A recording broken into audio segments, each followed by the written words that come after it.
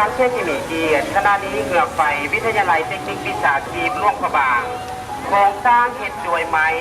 มีความยาว12 เมตรลวงสูง 3.5 เมตรเป็นหูเหือสวงหลวงพระบางหัวเหือเป็นหูหัวพญานาคห้างเหือเป็นหูห้างพญานาค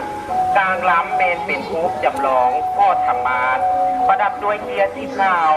โจกดวงสีคำไซเทียนไซให้แจ้งสว่างขบวนเอมีจำนวนคนทั้งหมด200 คนนางเจ้าลาวชื่อปลายออกหน้าขัดม้าเป็นครูอาจารย์ชื่อขัดดอกไม้และโคมไฟมีเหือที่ให้แจ้งสว่างในความงดงามตามล่างเมนนักเรียนเอเฮดยังมีความเบิกบานบนตื่น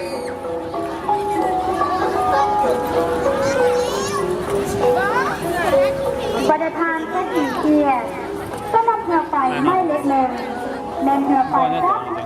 วิทยาลัยเทคนิควิชาชีพหลวงพระบางโดยในปัจจุบันนี้เล่นกำลังเคลื่อนขบวนเข้าสู่ตอนหน้าพิธีเพื่อแสดงความน้ำและเอกลักษณ์เฉพาะได้มีการประดับประดาตกแต่งอย่างที่สวยงามเพื่อเข้าร่วมการประกวดและทำเป็นปีและพิเศษสำหรับเรือไฟที่เข้าร่วมในการประกวดและทำเป็นนี้มีทั้งหมด5 ลำด้วยกันและนอกจากนั้นยังมีเรือไฟสมาธิจำนวน10 ลำที่ต้องมาแสดงความงดงามให้กับประธานและแข